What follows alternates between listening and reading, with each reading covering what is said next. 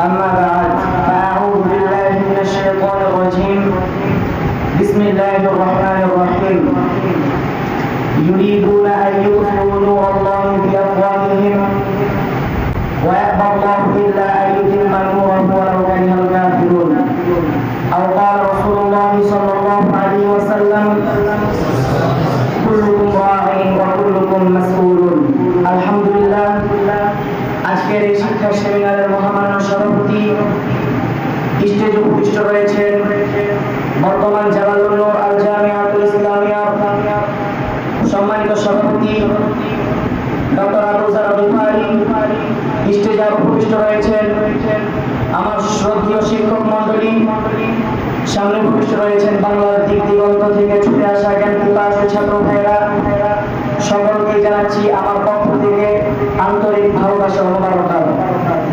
আমরা সর্বপ্রথম সেই মহাপ্রভু আমায় প্রভুর প্রতি শুকরিয়া আদায় করি যে মহাপ্রভু আমায় প্রভু আপনাকে আমাকে বর্তমান বিশ্বের সমস্ত ফাঁসেকি কাজ থেকে অবসর করে একটি দিন মাহফিল আসার বসার এবং লৌহে মাহফুজ থেকে অবতীর্ণ কোরআনুল কারীম থেকে কিছু কথা শ্রবণ করার তৌফিক দান করলেন।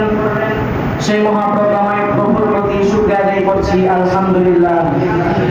সম্মানিত উপস্থিতি, আজকে আমার আলোচ্য বিষয় হচ্ছে বাংলাদেশের মধ্যে যে ব্যক্তি সবচেয়ে নির্যাতনের শিকার হয়েছেন, বাংলাদেশের গর্ব আমাদের নয়নের মণি শহীদ আল্লামা দেওয়ার হোসেন সাঈদী সাহেবের জীবনী সম্পর্কে। এই সম্পর্কে আমি সংক্ষিপ্ত আকারে কিছু আলোচনা করার চেষ্টা করব ইনশাআল্লাহ তাআলা। সম্মানিত উপস্থিতি, পৃথিবীর শুরুলগ্ন থেকে এই পর্যন্ত পৃথিবীতে আল্লাহর ওলি এবং কাফের মুশরিকদের আবির্ভাব ঘটেছে। পৃথিবীতে কাফের মুশরিক থাকাটাই স্বাভাবিক, কিন্তু সাধারণভাবে ধরা যায় স্বৈরাচারী শেখ হাসিনা সরকার শুধুমাত্র কাফের ছিল না, সে কাফেরদের ঘরে কাফের ছিল। চিল্লাইবার ঠিক কিনা? সম্মানিত উপস্থিতি, আমি তার পিতা বীর মুক্তিযোদ্ধা শেখ মুজিবুর রহমানকে ধন্যবাদ জানাই, স্যালুট জানাই শুধুমাত্র তার বীরত্বের কারণে।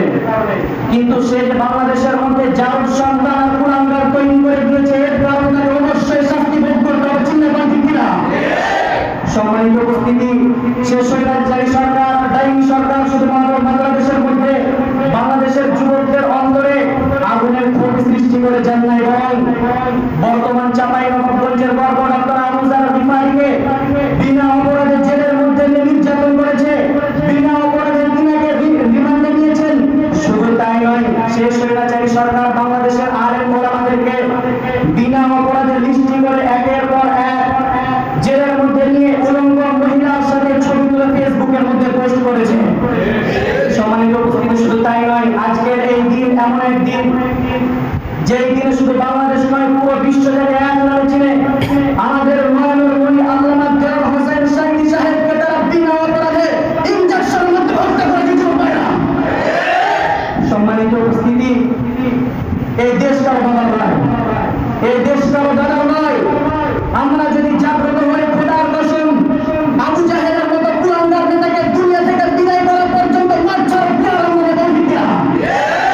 সম্মানিত উপস্থিতি, আজকে আমার দুঃখ ভরা কণ্ঠ নিয়ে বলতে হয়, যে ব্যক্তির হাতে হাত রেখে 600 জন মুসলিম ইসলাম গ্রহণ করেছেন, যে ব্যক্তি কাবার মধ্যে প্রবেশ করে 1 ঘন্টা আল্লাহ তাআলাকে সিজদা দিয়ে কান্নায় ভেঙে পড়েছেন, যে ব্যক্তি একবার নয়, দুইবার নয়, তিনবার বিশ্বনবী সাল্লাল্লাহু আলাইহি ওয়াসাল্লামকে স্বপ্নের মাধ্যমে দেখেছেন, যে ব্যক্তির ফাঁসির কথা শুনে একদিনের ব্যবধানে 2,500 যুবক নিজের তাজা জীবনকে ঢেলে দিয়েছেন, বিলীন করে দিয়েছেন, আর যে শয়তানরা সেই ব্যক্তিকে বিনা অপরাধে রাজাকার করে গালি দিয়েছে, মনে রাখিস তোদের মতো কুলাঙ্গার আল্লাহর সামনে ঠিক কিনা?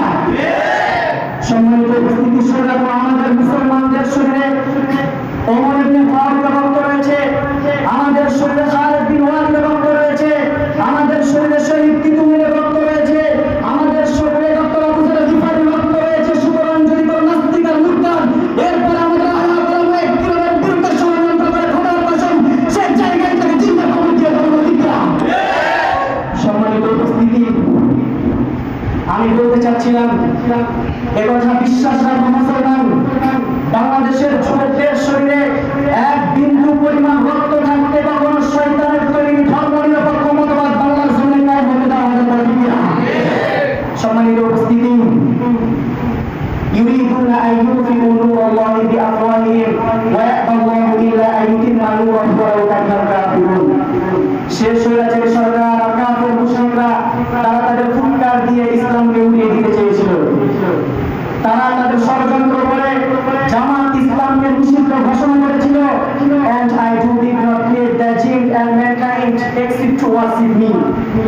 scientific techniques to want to harm some may or be unpleasant because of something unfair that has happened.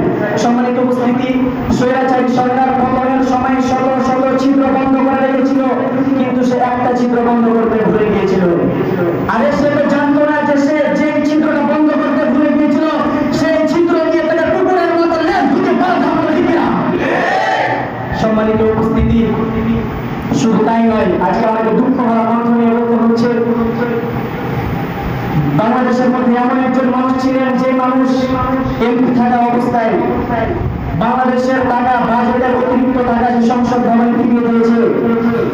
আর সেই মানুষকে যারা বিনা অপরাধে রাজাকার লকর দিয়ে 13টি বছর তোমরা জেলের মধ্যে পচিয়ে মেরেছ, শুনে রাখো, বাংলার যুবকরা যদি তোমাদের নিয়ে সামনাসামনি পায়, খোদার কসম সেখানে তোমাদেরকে তখন দাবি করে থাকবে কিনা।